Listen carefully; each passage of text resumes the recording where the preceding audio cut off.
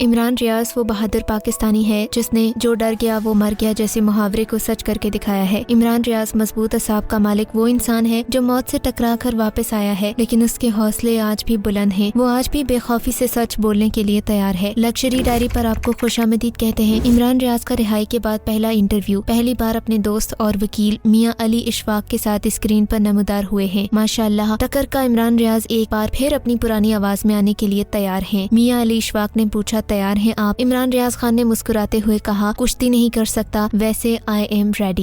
تیار ہیں آپ؟ کشتی نہیں کر سکتا ویسے ہم ready. Welcome to cross examination.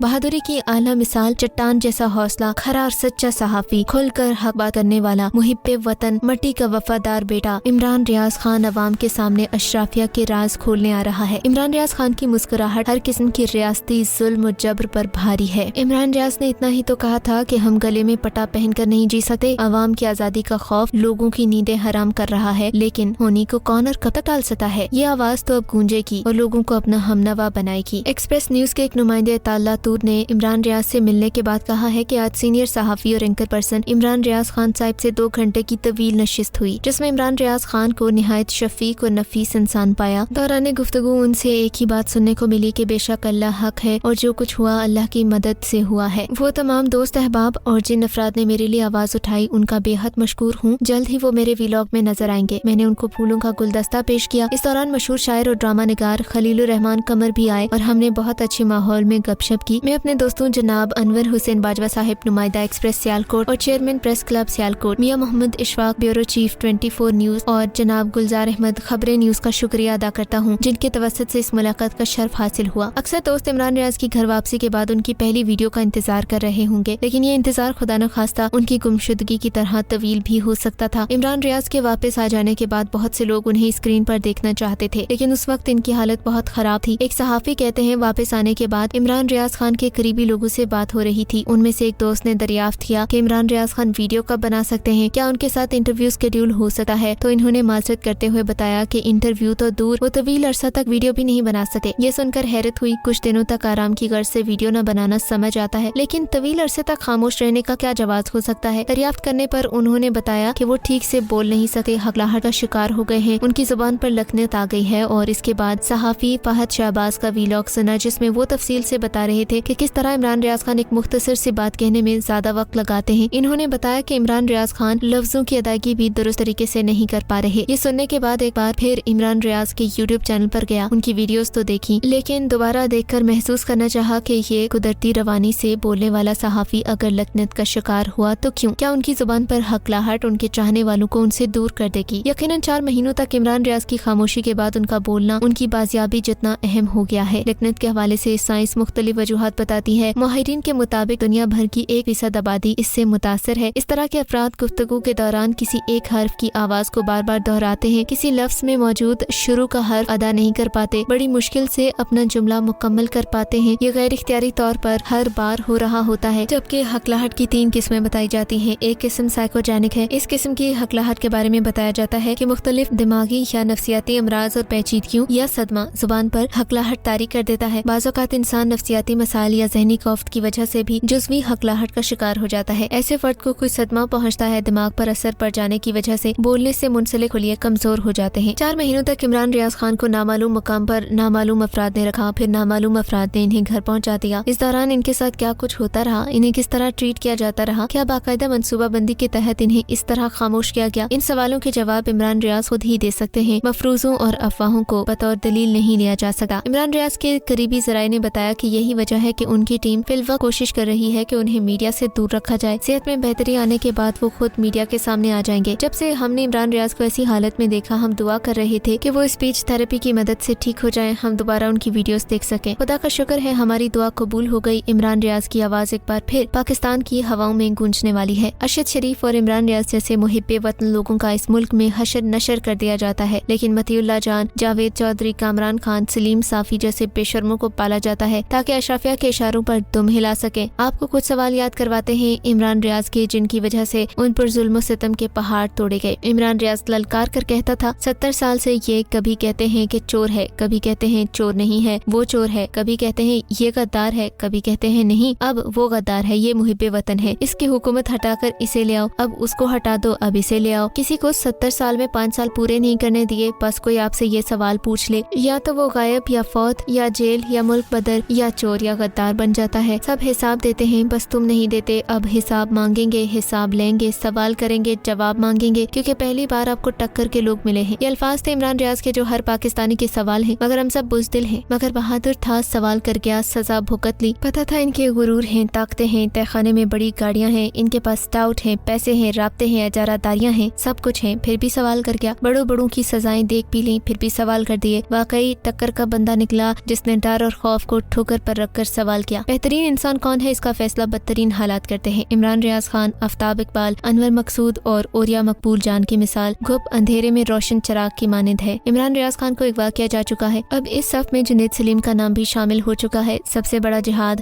ظالم جابر حاکم کے سامنے کلمہ حق کہنے پہ، یہ تمام لوگ اس کی عمدہ مثال ہیں۔ عمران ریاض ایک محب وطن اور دیانتدار صحافی ہے۔ اگر وہ عمران خان کے نقطۂ نظر سے اتفاق کر رہا ہے تو اس کی بنیادی وجہ یہ ہے کہ وہ پاکستان کے لیے عمران خان کی لیڈرشپ کو مناسب ترین اور مفید ترین سمجھتا ہے۔ اس کے دل میں جو پاکستان کی محبت ہے، وہ محبت اسے عمران خان کے ساتھ دلیری سے جوڑے ہوئے ہے۔ عمران ریاض خان محب وطن پاکستانیوں کا ترجمان ہے، بے لوث پاکستانی ہے جس کے اندر وطن کی محبت کوٹ کوٹ کر بھری ہے۔ اسے نہ خریدا جا سکتا ہے، نہ ڈرایا جا سکتا ہے، نہ خاموش کیا جا سکتا ہے۔ دھرتی ماں کا یہ بیٹا وطن کی سالمیت اور خود مختاری کی جنگ میں صف اول کا سپاہی ہے۔ اگر کوئی سمجھتا تھا کہ عمران ریاض واپس آنے کے بعد اپنی پرانی للکار نہیں دکھا پائے گا تو وہ غلطی پر ہے۔ آج یہ بات ثابت ہو گئی ہے، عمران ریاض دشمنوں کو للکارنے کے لیے واپس آ گیا ہے۔ مشکل وقت گزر چکا ہے، مجھے اندازہ ہے جب بولنے والے شخص کی زبان 4-5 مہینوں کے لیے بند کر دی جائے تو وہ بولنا بھول جاتا ہے۔ بولنے والے کو خاموش کرا دینا اس کی سب سے بڑی سزا ہوتی ہے۔ عمران ریاض کو کچھ وقت اپنے پرانے فیس میں واپس آنے کے لیے چاہیے۔ عمران ریاض خان کو اپنا حلیہ نہیں بدلنا چاہیے، سفید بال اور داڑھی بے گناہ سیری دلیری سے کاٹنے کی دلیل ہے۔ عمران ریاض خان واقعی ٹکر کا ثابت ہوا ہے کمپنی کے لیے۔ کمپنی کو آج پھر سے شکست ہوئی ہے کہ وہ ایک اور عمران کو توڑنے میں ناکام ثابت ہوئے۔ ان کو چاہیے اب اپنے کام پر دھیان دیں اور اپنے ہی شہریوں کو اغوا کرنا چھوڑ دیں۔ ڈیل اور ٹکر کے معنی اور مفہوم عمران ریاض کی گرفتاری سے پہلے اور رہائی کے بعد کی تصویریں ان ظالموں کے ظلم کا منہ بولتا ثبوت ہے۔ کچھ تصویریں بولتی نہیں، چیخ چیخ کر بدبودار گلے سڑے نظام کی فرعونیت اور فسطائیت کی عکاسی کرتی ہیں۔ لیکن خیر کہتے ہیں نا، جسے اللہ رکھے اسے کون چکھے۔ عمران ریاض پر بھی اللہ تعالیٰ کا خاص کرم تھا، اسی لیے تو وہ موت کے منہ سے واپس آ گئے، ایک بار پھر چوروں کو للکارنے کے لیے تیار ہیں۔ عمران ریاض نے ظلم اور تشدد مسلسل 4 ماہ سہا ہے، تاہم ملاقات کرنے والوں میں سب اس بات کو تسلیم کر رہے تھے کہ عمران ریاض کے چہرے پر مسکراہٹ اور جذبہ قائم ہے۔ وہ جانتے ہیں کہ انہوں نے حق کی راہ میں تکالیف برداشت کی ہیں۔ تاریخ گھٹیا دشمن کو ہمیشہ بزدل عمران ریاض کی مزاحمت کو سنہرے الفاظ میں لکھے گی۔ عمران ریاض کی قربانی کے بعد اس ظالمانہ نظام کے خلاف ہمیں مزاحمت کرنے کا ایک نیا جذبہ ملا ہے۔ خوف و ہراس قائم کرنے کی کوشش کرنے والے ذلیل و رسوا ہوں گے، جبکہ حریت پسند حق کے لیے پوری شان و شوکت سے ڈٹے نظر آئیں گے۔ بزدل اور ڈرپوک دشمن شکست خوردہ ہو چکا ہے، یہ حربے اس کی بوکھلاہٹ کا مظہر ہیں، بلکہ خوف کے بت اب ٹوٹ چکے ہیں۔ تمام محب وطن پاکستانیوں کو عمران ریاض خان کی اسکرین پر واپسی بہت بہت مبارک ہو۔ ناقابل بیان حالات کے باوجود اللہ رب العزت نے یہ بہترین دن دکھایا۔